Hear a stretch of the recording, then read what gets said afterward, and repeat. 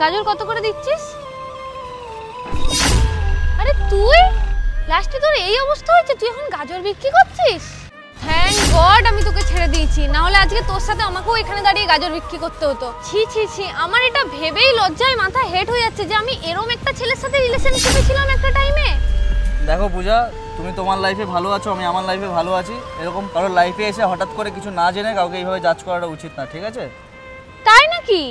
এখানে দাঁড়িয়ে ঠেলা গাড়ি নিয়ে গাজর বিক্রি করছিস, আবার তাও এত বড় বড় কথা? আমি ভাবতে পারছি না, তুই সেই আগের মতোই রয়ে গেলি, ভাষণ দিয়ে দিয়েই তোর লাইফটা কেটে গেল, শেষে এই অবস্থা যে তোকে গাজর বিক্রি করতে হচ্ছে। মানে আমি শুধু ভাবছি যে যদি আমাকে এখন কেউ তোর সাথে দেখে নেয়, আমার মাথাটা তো লজ্জায় হেট হয়ে যাবে। আর বলছি এগুলো নিশ্চয়ই ভাড়ার জামা কাপড়, তোর তো অকাজ নেই এগুলো কেনার। কোথা থেকে ঝেপেছিস? ফুটানি কম নেই বাবা, আবার ব্র্যান্ডেড ঘড়ি।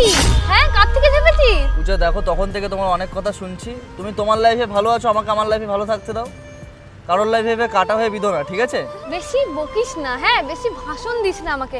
তুই জানিস আমি এখন কার সাথে আছি, আমার পিয়নসে কি করে? তোর অকাজ আছে ওই অবস্থায় যাওয়ার? তুই জানিস ও কত স্যালারি পায়? মাসে 1 লাখ টাকা স্যালারি পায় পার মান্থ। তুই তো মনে হয় 1 বছরেও 1 লাখ টাকা দেখিসনি। হ্যাঁ, নিজের অকাজটা দেখ একবার, তারপর বড় বড় ভাষণ দে, ঠিক আছে? বাবা আবার আভাব দেখো, যেন কোথা থেকে এলো, কে এমন বড় অফিসার রে বাবা। সিরিয়াসলি তোর মতন ফুটানিবার ছেলে আমি দুটো দেখি না, পকেটে নেই 2 টাকা, তার আবার এত ফুটানি। দেখো আমি রিকোয়েস্ট করছি, তোমার জান এবার নিয়ে চলে যাও, আমাকে আমার মতো তুমি ছেড়ে দাও, ঠিক আছে? আমি তোমার সাথে বেশি কথা বাড়াতে চাইছি না। তোমার যেটা মনে হচ্ছে, তুমি যেটা বলতে চাইছো সেটা বলতে পারো, আমার এতে কিছু যায়ও আসে না, আমি এখানে কিছু বলতেও চাই না। আরে তুই কি কথা বলবি না রে আমার সাথে? আমার সাথে কথা বলে তোর অকাজ আছে?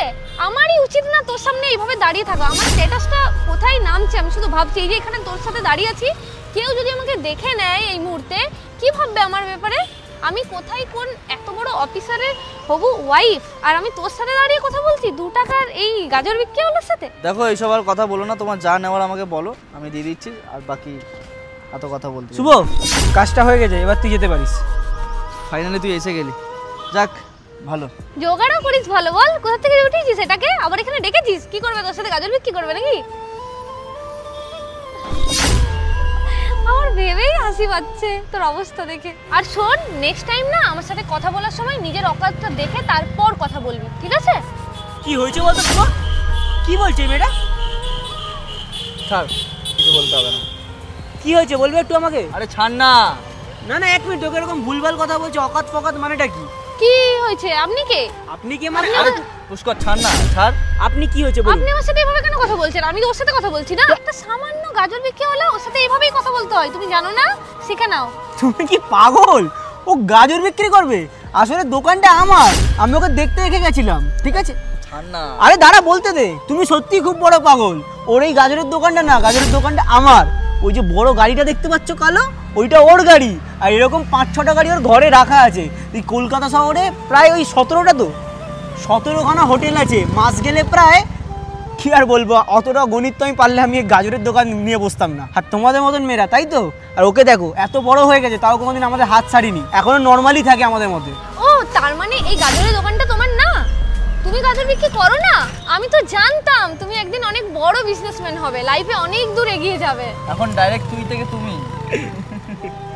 ঠিক আছে, তুমি জানতে যখন ভালোই জেনে নাও। পুষ্কর, আজকের মতো দোকান শেষ কর।